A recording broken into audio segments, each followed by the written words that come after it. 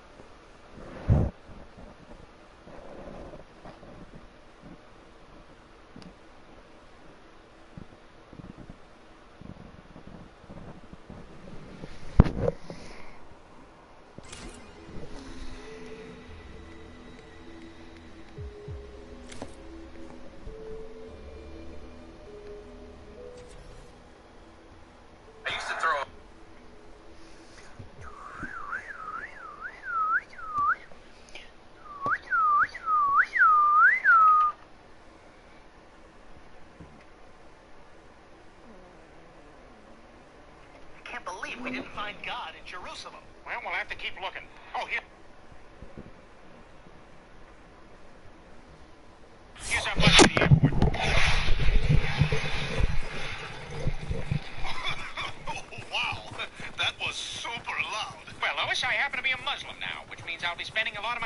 mostly empty cafes watching soccer on an 8-inch black and white TV.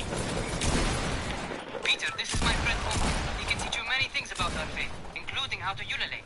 What's that? It's this. Oh my God, that's terrifying. I don't know if I'm ready for that. No, Peter, it's okay. Just sing the beginning of La Bamba, but don't say the La Bamba part. Oh, okay. Yes, good job. You're doing it. Bamba. So close. What are you talking about? I'm talking about Mahmood. You know, I actually feel really bad for him. You know, he knew 19 guys who died on 9/11. I mean, what are the odds? Peter, I think you joined a terrorist sleeper cell. I'm gonna call Mahmood right now on this cell phone he gave me. He'll tell you. Damn phone's busted. Oh, drive!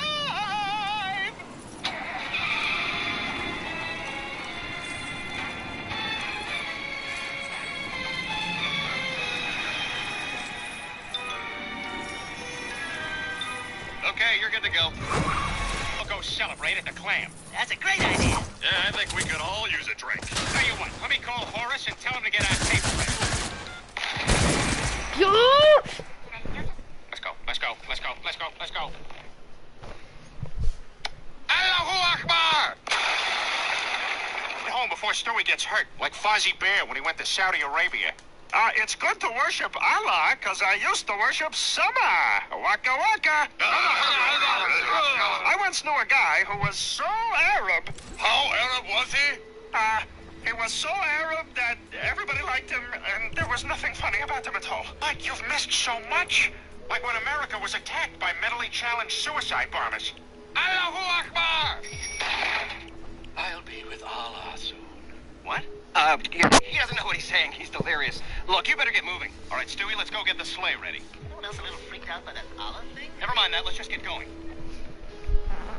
Good evening. I'm Tom Tucker. And I'm Joyce Kinney. Our top story, Quahog prepares to unveil a new statue commemorating perhaps its greatest hero ever. That's right, Tom. It was 10 years ago that an almost inconceivable plot to destroy the World Trade Center was thwarted by Quahog's own Brian Griffin. This amateur video captured Griffin's heroism in the face of a shadowy terrorist organization called Holy look at all those vowels. Al-Qaeda. Here, make sure you get all this. Time to terrorize the terrorists. You prepared catchphrases for yourself? No, not necessarily. Mohammed oughta stayed home. Nobody knows that guy's name yet. You're using information that nobody knows. Houston, we have a solution. Houston's for space, not everyday air travel. Tell them to ground every plane out of the East Coast. Seacrest out. Wow, what a hero. Coming up next in sports, Arizona Cardinal Pat Tillman tackled by his own team. Oh, Brian, we're so proud of you. Yeah, buddy, great job stopping those terrorists. And thank God their follow-up attack on St. Louis was a bust. We missed! I'm not hungry.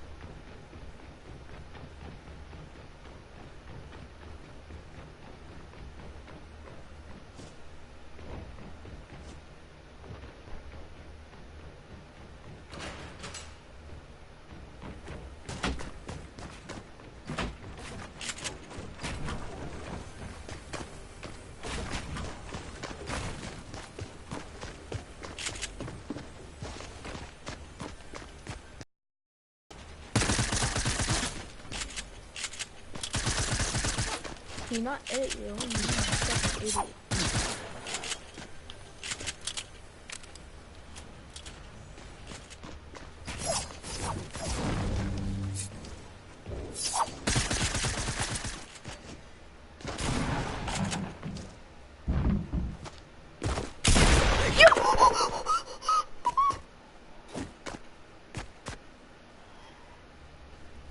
Yeah, shut the fuck up, you bot.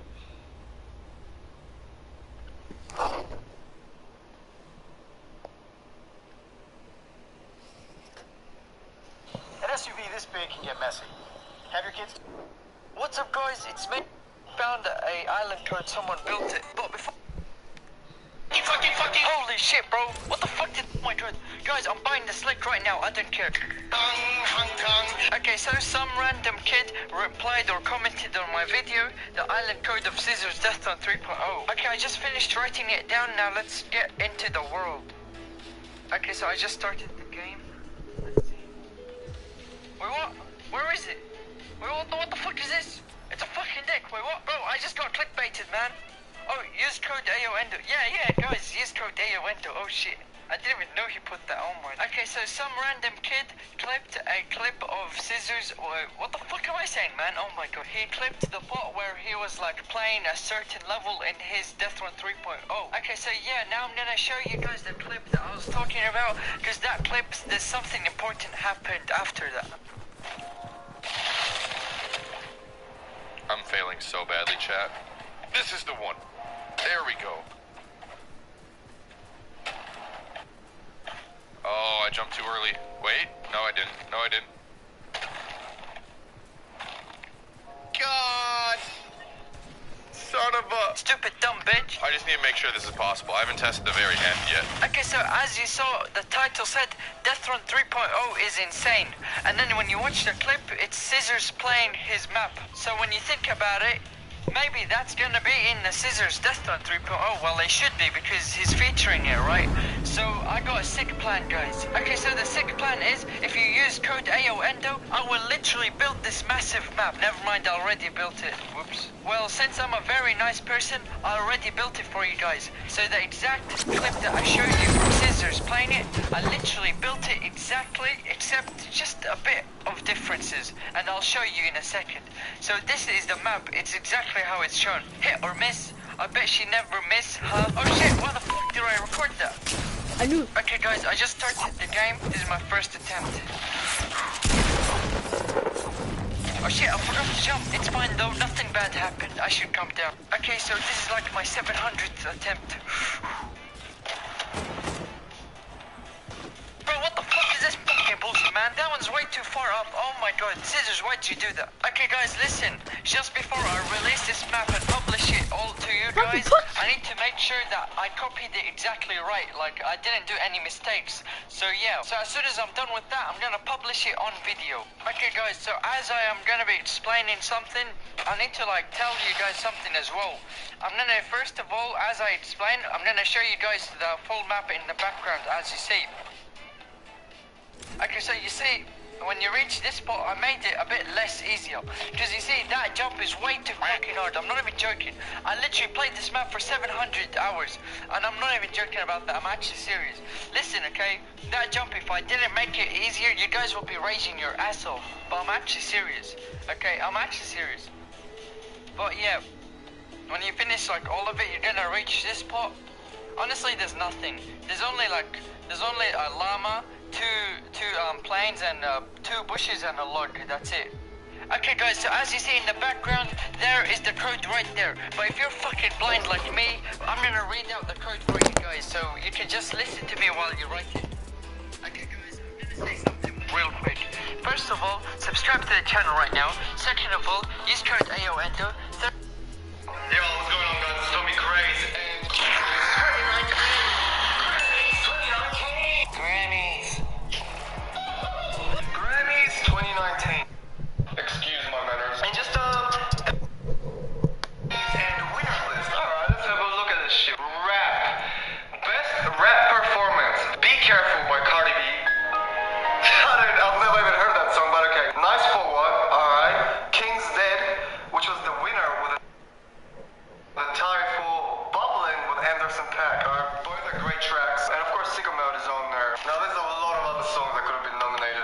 they're just sleeping on, dog. Like, what is this? I don't know if I necessarily agree with that list, but I'm gonna say that I missed out a lot of songs on this bit. Anything of Kamikaze, anything of KOD, anything of Kid Cigars. Fuck that. Anything of Carter 5. Although I'm pretty happy, like, King's Dead and Bubbling are like the winners, you know. Next we have Best Rap Song Performance. For a solo or collaborative performance containing both elements of R&B melodies and rap. And we got Like I Do. Oh, what the fuck? We got Pretty Little Fears, Black, from J. Cole. This is America, which was the winner, okay? All the Stars, Kendrick Lamar and SZA, and Rockstar by Post Malone and 21 Savage. There's still so many fucking songs you guys are forgetting about. No Juice WRLD, no Lil Sky, bro, like no X Tentacion, like they had mad bangers that year. And looks like they just been forgotten, man. Like, where do you guys pull these nominations from? Looking at this list kind of makes you realize why people hate the Grammys for being so out of touch with hip hop, man, and rap. I don't think I even heard of that song, dog. Best rap song. We have God's Plan, who was the winner. King's Dead, Lucky You, Sicker Moon, and Swift. God's Plan, like, fair enough. Well deserved. Like, I remember the hype for that song was fucking unreal at the start of 2018. The Grammys are like mainstream as shit. Man, I thought it would have been like a Cloud Cobain or some shit on there at least. Next one is Best Rap Album, Invasion of Privacy by Cardi B. Who was the winner? Alright. Swimming by Mac Miller, Victory Lap by Nipsey Hussle, Daytona, or Astroworld. Man, they really did not give a shit about the Best Rap Album category. There's so many albums they forgotten, bro. What's Kids See Ghosts? What's Yay? What's Scorpion? What's Taboo? Until Death Call My Name, Carter 5, KOD, Die Lit, Question Mark by X, Not All Heroes Wear Capes. I can't believe they forgot Drip Harder. That's just fucking unreal, bro. Man, Invasion of Privacy, how? It's just like, what made them think that Invasion of Privacy was the best album for 2019, 2018, whatever. I don't give a fuck. And man, shout out to Drake for that speech when he won God's Plan. If there's people who have regular jobs who are coming out in the rain, in the snow, spending their hard-earned money to buy tickets to come to your shows, you don't need this right here. I promise you. You already won. Shout out to Drake, man. That was a good move. The Grammys really don't give a shit about hip-hop. They always nominate the most random fucking shit, and they always put the most mainstream artists when, like, the artists that really deserve it are never put on. Facts.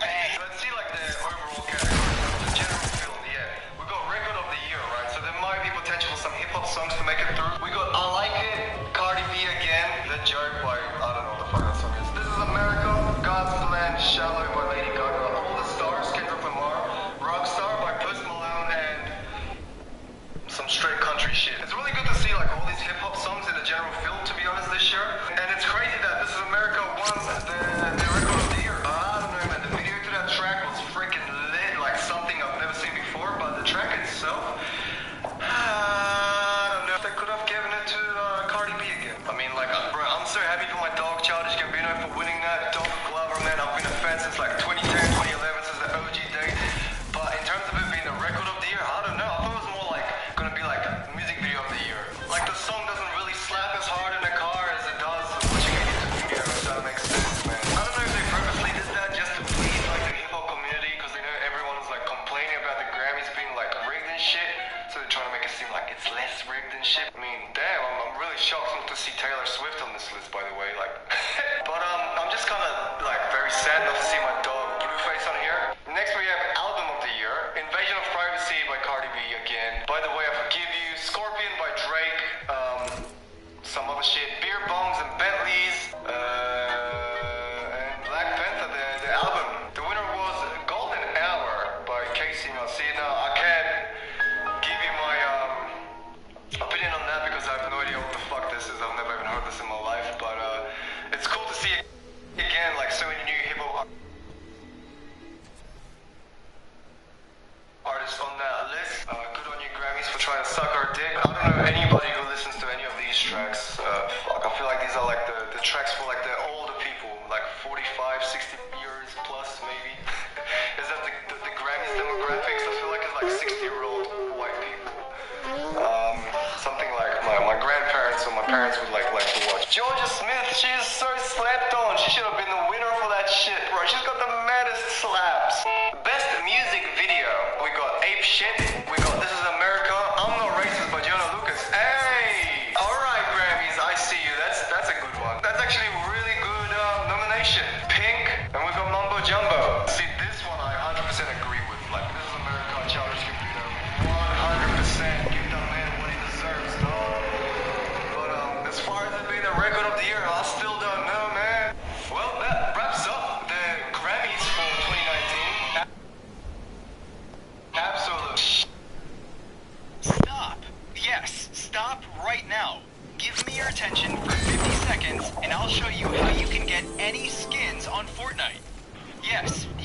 generate unlimited skins for Fortnite right now.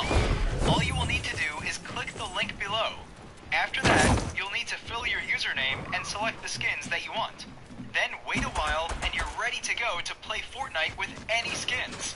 This will only work today. Yes, only today. So if you want to generate unlimited skins for Fortnite, click the link below right now. This process will take only 1 minute of your time and give you unlimited skins without any risks for Fortnite. Click the link below right now and enjoy the skins.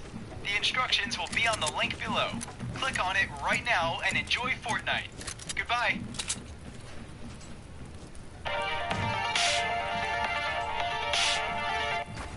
Welcome to the Kill Count, where we tally up the victims in all our favorite horror movies. I'm James and today we're looking at The Birds 2, Land's End. Just kidding, we're looking at Bird Box, released on Netflix in December of 2018. I don't know what was in the water this past holiday season, but I have never seen a movie get more requests for a kill count than Bird Box. Seriously, y'all wouldn't shut the hell up about it. So just for you, I figured out a way to legally get Netflix movie files in an editable format so I could cover this damn thing. So don't say I never did nothing for you. Bird Box is based on a 2014 novel by Josh Mallerman that takes place in a world where people have to blindfold themselves whenever they're outside, lest they see the horrific supernatural beings floating about that are so magnificently awful they cause the beholder to commit suicide. It's superficially similar to A Quiet Place, denying the characters of a sense to survive, but it is worth noting that the novel Bird Box came out years before A Quiet Place was made. It's also worth noting that this movie is just okay. I can't for the life of me understand why it got so popular so fast, other than, I guess, the meme. As far as the movie itself goes, it's a bit too long and pretty poorly paced, and it doesn't explore all of its intriguing ideas in the most satisfying way. But that's not to say I hated it either. I still found it to be a mostly fun watch, helped by the excellent cast headed by Sandra Bullock. How many kills, self-inflicted or otherwise, took place during this mediocre movie? Let's find out and count them up. The movie begins with my girl Sandy B talking to a couple of kids about an upcoming family vacation that's about to have some real intense rules. Under no circumstance are you allowed to take off your blindfold. If I find that you have, I will hurt you. And don't even think about asking me to pull over for a potty break. The kids, who she calls boy and girl, are instructed to never say a word, and Sandy stresses the point that if they look without a blindfold on, they will die. They grab a couple of birds and stick them in a shoebox, then head outside with their blindfolds on and follow a string to a canoe that Sandy has stored on the riverbank. And then they're off on a fantastically dangerous, sight-not-seeing adventure. We cut to 5 years earlier, where we find Mallory, Sandra Bullock's character, painting in a studio apartment. She and her sister Jessica, played by American Horror star Sarah Paulson, watch a news report about how a senseless mass suicide epidemic is spreading from Romania to the rest of Europe and also, like everywhere else. Not a great world to bring a baby into, which is bad news for the pregnant Mallory. During a visit to check on the baby with a woman named Dr. Lapham, we learn how much Mallory is not looking forward to being a mother. She's even considering adoption, Blue Flower. On her way out of the hospital, she witnesses a woman she had noticed earlier wearing a very burnt orange tracksuit, now smashing her noggin against the glass window. Looks like the suicide epidemic has landed stateside, and although we don't see the final moment of her life, her persistence and the loud crash we hear as Mallory runs away makes me feel pretty secure in putting her on the list. Mallory gets a call from Jessica and tells her the suicide sickness is here, but that's pretty obvious to anyone not wearing a blindfold, because there'd be vehicles crashing and police scrambling everywhere as the sisters try to get out of there and get back to someplace safe. Although we see some explosions and plenty of crazy violence, we don't get any definitive deaths amidst the chaos. That is, until the usually cheery Jessica is suddenly overcome with a look of pure dread and falls silent as she drives her car into a kick-ass slow-motion vehicle flip. Oh, and it's a perfect 180 rooftop landing. Nice job, Jess. Mallory pulls herself from the wreckage and watches as her sister casually walks into the street, gives her one last practice, then steps in front of an oncoming garbage truck. Man, now Cuba Gooding Jr. is gonna get away with murder for sure. Mallory's left alone as more explosive car crashes happen around. And I'll just go ahead and include this one dude on the count, since he's either dead or a NyQuil driver. And it ain't NyQuil driving time. As Mallory is knocked to the ground by the fleeing invisible terror, a woman named Lydia goes to help her, despite her husband Douglas telling her there's no time to be a good Samaritan. Sure enough, right as she reaches Mallory's side, Lydia begins to hear voices. Mallory is helped up by another dude, Tom as Douglas washes through a window, his wife Lydia climb into a burning vehicle and die in the ensuing explosion. Man, I can't believe Lydia did that. Tom and another woman, Lucy, help Mallory get to safety inside the home of Greg, a character played by Petey Wong, who's not a little prick like Henry Wu. They join a sizable group of others seeking shelter, including a sweet-looking older woman, a rapper who's got beef with Eminem, and an employee of TS motherfucking A. He handles shit. After briefly entertaining the idea that this could be some kind of bio-warfare attack, they realize that all these suicides going on are actually resulting from the victims having seen something. If you look at it, it makes you crazy or it makes you want to hurt yourself? No, it makes you kill yourself. Either way, better break out the blackout curtains right about now. After the TV signal joins the phones and going down, Tom tends to Mallory, who tells him about her sister's suicide, as well as what that Lydia lady was saying before she died. That she's not talking to her mom. That woman was my wife, and she wasn't talking to her mother. Her mother's been dead 10 years. Don't get too intrigued by that aspect of these monsters, though, because it's one of many things this movie doesn't bother exploring further. Later on, while Mallory and her bun in the oven are enjoying a prime sleeping spot safe away from the spooky shadows outside, the movie briefly flashes forward again to her, boy, and girl rolling on the river. But nothing really happens in this flash forward, and honestly, I think it's pointless for this movie to have two timelines like this. It kind of takes away from the storyline in the house, knowing where Mallory and these kids are going to wind up. When the movie jumps to the past again, we get a purge-like pickup of 5 bodies to add to the count. Victims who apparently weren't able to make it to Greg's porch, and instead died outside his very cozy-looking house. Damn, that place like a comfy cottage on the corner. It's been a few days now, and a radio broadcast is telling survivors what to do and what not to do. As long as you don't look at those things, you should be fine. They hear a knock at the door, and after Mallory takes a defensive position with Douglas's shotgun, Tom agrees to let the woman pleading on the other side of the door inside the house. This woman, Olympia, is also pregnant, which is bad news for the group since they're already low on food supplies. Alright,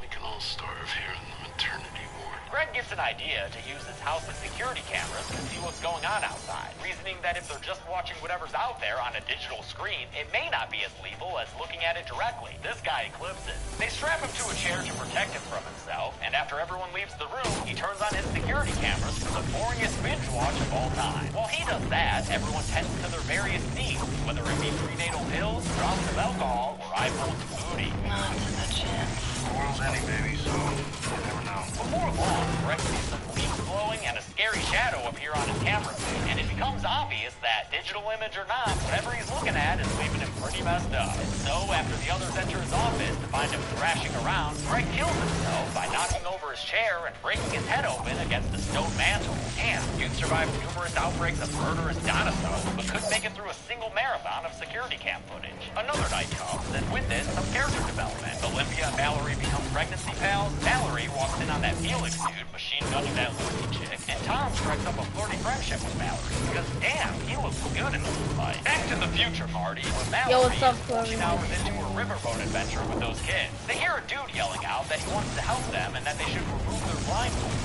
which is cause enough for Mallory to pull out a gun and wave it around blindly. The riverman accosts her and screams at her to take her blindfold off, sounding all sorts of crazy. I've seen one. I've seen the truth. Although he assures Mallory that what he's seen is beautiful, she thinks beauty is in the eye of the beholder, and right now she be holding a machete. A couple of swings to the shoulder and neck leave the riverman bleeding and screaming after her as she paddles away. And since he sinks below the surface, I think it's safe to put this crazy SOB on the count. In our first kill, that's actually a murder. Back at Greg's boarded up house, the survivors that finally run out of food, and this dude Charlie, played by Get Out's Lil Rel Howery, suggests that they try to restock from the grocery store. To get there, they have to black out all the windows of their vehicle and rely solely on this GPS? You know, like GPS? During their drive, they see 2 rotting corpses in the street, so I'll go ahead and add them to the count. Oh, and they're a nasty crunch as they drive over them, too. Just a speed bump. Yep, just a speed bump. A fleshy, bone-filled speed bump. At one point, some spooky noises outside and the HUD on the dashboard indicate that their vehicle is completely surrounded, and the shadows that pass overhead indicate that the suicide-inducing creatures are paying them a visit. But they're able to weather the storm and follow the GPS into the parking lot of the grocery store, where they stick a crash landing. You have arrived. They carefully leave the vehicle and make their way inside the store, where Douglas wastes no time heading straight for the essentials. We get some character development when Mallory and Tom talk about how they grew up in towns that weren't too far away from each other. Could have been your babysitter. Hot babysitter. You're only saying that because we're all gonna die. Nah, Sandy, he's saying that because you fine, girl. Mallory finds those birds that will eventually be her whitewater rafting companions, and Tom picks up some equally pragmatic walkie-talkies. Wait, what the fuck are birds and walkie-talkies doing at a local-looking grocery store? That shit ain't Costco. Dougie Doug says they should just stay at the store where they have everything they need, but Mallory refuses because she doesn't want the others still at the house to starve to death. Before this debate can get going properly, though, they hear a pounding on the other side of a door that goes to the loading dock, and Charlie recognizes the voice on the other side as a co-worker. This co-worker, nicknamed Fish Fingers, starts to rave and scream about how he wants them to see what's outside, and the birds go nuts as a warning, like their coal mine progenitors did in Days of Yore. As the altercation escalates, we see another couple of bodies lying dead out in the loading dock. So we'll throw them on the count, even though I can't determine the gender of the one in the back, meaning our pie chart's gonna have a spot of gray in it. Meanwhile, Fish Fingers is trying to fish finger blast his way inside the store, but before he can force the door open entirely, Charlie plays the reluctant hero and charges at him, knocking both of them out into the loading dock as Lucy and Tom close the door behind them. We hear No Left tell Charlie to look out at the beautiful sights he sees, and then we hear a sharp stick blow underneath the door. Looks like Charlie has expired past his shelf date, and we know that it's Charlie's blood for sure after we hear Fish Fingers continuing to plead as the others leave the store. That night, Douglas and Mallory share a drink and discuss whether assholes have a longer lifespan than the less douchily inclined. The best way to answer questions like that is with a field test. So Felix and Lucy pull a real doucher move and sneak out from the rest of the group, stealing the car and stranding the others so they can go live in sexual tatted up bliss together. Sometime later, as Mallory tries and fails to reach anyone on their supermarket radio, Olympia makes a judgment call and lets a new stranger into the house. He immediately prays at the altar of Mallory and her shotgun and introduces himself as Gary. Gary says he just barely escaped with his life after a group of psychotic people from a nearby mental institute, not wearing blindfolds, attacked the people he was with. They took us outside, and they forced our eyes open so that we would have to look at the creatures. Although it's an intriguing tale, Douglas is less than sympathetic. New guy, you had a great visit. We really loved meeting you. Now, fuck off. But the non-assholes don't want to condemn Gary to death, so Cheryl smashes a vase over Douglas' head, and they drag him out to the garage for solitary confinement. You listen to your death. A tearful Olympia tells Mallory that she only extended Gary the same favor they did to her, and then gets Mallory to promise her that she'll take care of her kid if anything happens. I guess it takes a Mallory to raise a village. Something like that. More time passes, and as this mostly happy family jams out to Dionne Warwick on the radio, Mallory has some stomach cramps that are quickly upstaged by Olympia's dramatic water breaking. But don't worry, Mallory, there's room for two in this water park. Everyone begins tending to these two ladies' fevers, except for Gary, who puts on some classical music and takes out some drawings he's been working on. Say, what you got there, Gare Bear? Some eldritch horrors? Some scary pictures to show in the dark? That's nice. When Mallory gives birth to her little baby boy, Gary gets real excited. Why, he's even got a glint in his eye. That's because Gary cray-cray, as evidenced by him flinging open the blinds like he's trying to evict a vampire. He knocks out Tom with some canned goods and then crazy eyes his way over to Douglas, who he exposes to the outside world by opening up the garage door behind him. Sucks for Douglas, but anyone else think those crazy eyes look crazy beautiful? I mean, damn. Gary walks into the maternity ward right as Olympia gives birth to a wailing little baby girl, and Gary's got one hell of a baby shower gift. Look at this. Gary, no! Mallory ducks and covers, but Olympia's not so lucky. She looks outside and falls victim to what she sees. Thankfully, Mallory is able to wrest the baby girl out of Olympia's arms by running at the window and throwing herself out. She does not want to smooth window dive eyes. Midwife Cheryl tries to, but Gary forces them open so she can see the beautiful terrors as well. And after her eyes also get cloudy with a chance of crazy, she too kills herself by stabbing herself in the neck a number of times with a pair of scissors that she had just used to cut an umbilical cord. Scissors, man. Tools of life and tools of life. Gary tries to get the kids from Mallory so he can expose their eyes outward as well. And this is another concept that I wish the movie explored more. Like, why does he want these babies to see the creatures? Will they become new converts or something? I don't know. In any case, Douglas shows up to save the day with his shotgun and his eyes shut tight. I'm not sure how wise it is to blindly shoot a gun in a room with two new babies in it, but Douglas does manage to hit Gary in the shoulder. During a reload, though, Gary runs into him and knocks him through the upstairs banister, and then finishes Douglas off with that pair of scissors, which he drives directly into Douglas's chest. Wait, did I mention that he stabs him twice? Because he stabs him twice. See, told you. Tom comes too, and he and Gary engage in some tug-o-gun-o war, but the victor and the spoils are determined off-screen. We only hear the shots as we see Mallory upstairs, but since Tom is the one who snuggles up to her underneath the blanket, that means we can put Gary the crazy guy on the count with an off-screen death. With that episode of Insanity over with, it's down to Mallory, Tom, and the babies. So might as well jump ahead 5 years? Sure, I guess. Not like anything interesting might have happened to these people or society at large in the span of half a decade. The kids are no longer newborns, obviously, and they're being trained by Mallory to survive in their blind new world. It's a tough parenting gig for sure, but at least Mallory and Tom have each other for sexy smooching. One night they hear a voice coming over the radio that tells them there's a safe compound with a community of survivors, and that the best way for them to reach it is by taking the river. The voice warns them, however, that there's a spot of rapids at one point where they'll have to expose themselves and look out without a blindfold to navigate properly. Mallory's skeptical of the radio voice's plan, but Tom's an eternal optimist. He's also the much warmer parent, telling boy and girl tales of his childhood until Mallory cuts them short with a strict sentence of bedtime. See, he wants to give these kids hope and a reason to live into the future, while she just wants to focus on surviving in the present. It's a solid thematic discussion, which reminds me to remind you all that kill counts are just for jokes and review purposes, and aren't a good replacement for actually watching the movie. Bird Box, just like every other movie I cover, has a lot more ideas and character development that I gloss over in the interest of goose. One day, this makeshift family is in a nearby building enjoying a nice Pop-Tart feast. This is what strawberry tastes like. Well, actually, that's what corn syrup and riboflavin taste like, but sure. Their mass-produced chowdown sesh is interrupted when they hear a car pull up outside. Also, when that car pulls up, we see a body on the ground that's way too decomposed for me to determine the gender, so another unknown goes on the list. Survival mode kicks in, and they make a plan for Mallory and the kids to get back home while Tom confronts their new visitor. But right away, these folks are bad news.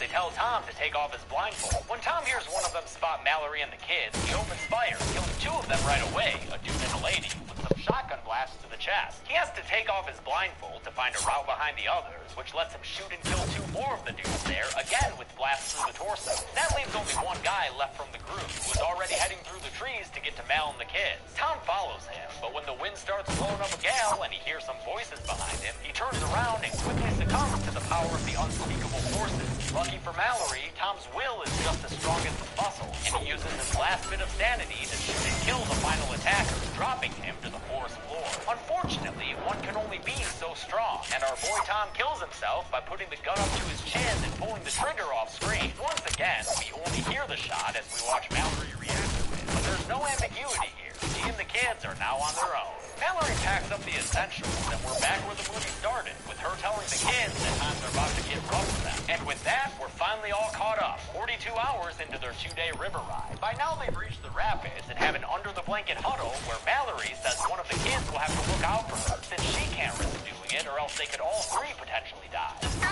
No, I will decide, okay? I will decide. Just give me a second. I'll do it. But Mallory's steely survival mode breaks down when she thinks back to memories of Olympia and Tom, and instead she decides that nobody's going to look after all. It doesn't take long for nature to best this boat and flip it straight the fuck over, sending the 3 blindfolded occupants overboard. Mallory looks like the cat from Homeward Bound as she's dragged down the river rapids, but eventually she's able to hear Boy yelling for her and pick him up before getting over to the shore, where Girl is ringing a bell to let them know where she and the birds are waiting. They head into the woods, where we get a prime example of that challenge when Mallory trips on a tree root and tumbles down a hill. The kids, now alone, start to hear voices and whispers that sound like Mallory telling them to take off their blindfolds. Take the blindfold off. Yes, it is, little girl. Don't do it. Mallory hears the kids talking to the wind and yells at them not to listen, then manages to feel her way through the darkness and collect both kids once again. Then she starts hearing voices herself, and they sound like Tom asking her for help. But the unseen beings quickly drop the facade and start chasing her through the forest as they knock down trees like a goddamn smoke monster. Mallory follows a bunch of bird noises straight to the front door of a bird box house. She bangs at the door and begs for them to let her in, and thankfully, karma comes back around and the people inside acquiesce. After a quick eye check with a flashlight, Mallory and the kids are determined to be okay, so they're led inside the community, which is revealed to be a school for the blind. They've got a real nice community with a canopy overhead, a whole bunch of birds to warn them of any nearby nearby danger. Oh, and lots of good boys, too. Hell yeah, son. Mallory and the kids let their birds join their beaky brethren above, and then see that Mallory's baby doctor is here, too. Dr. Lapham asks the kids what their names are, and although they answer her, Girl. Boy. Mallory takes the opportunity to rectify this nominal oversight, deeming girl Olympia after her mother and boy Tom after that hot buff dude who helped save Mallory and raise the two of them. The movie ends with Mallory finally accepting motherhood and some hope that these kids will have a chance at a normal future. You know, besides the unspeakable terrors that are always awaiting them outside. I may not be able to see, but damn it, I can still count. Here, I'll show you the numbers. Hashtag Bird Box Challenge, yeah! But seriously, don't do this. Ow.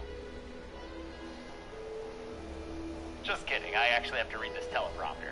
I counted 27 deaths in Bird Box, and the victims consisted of 7 women, 18 men, and 2 victims who I just couldn't tell. That's okay, though. Learn to live with ambiguity. With a runtime of 124 minutes, that left us with a kill on average every 4.59 minutes. I'll give the golden chainsaw for coolest kill to Cheryl, who straight stabbed herself in the neck with a pair of scissors a whole bunch of times. A way to make sure the deed was done, lady. Dole Machete for lamest kill could go to any of the off-screen deaths or random bodies. But let's give it to Gary, because I'd rather have seen that bastard die after everything he did. And that's it. Bird Box came out in 2018 on Netflix, which claims that over 45 million accounts watched the movie in its first week out. I guess that's what happens with a movie released during the holidays. People would rather watch a suicide epidemic than spend actual time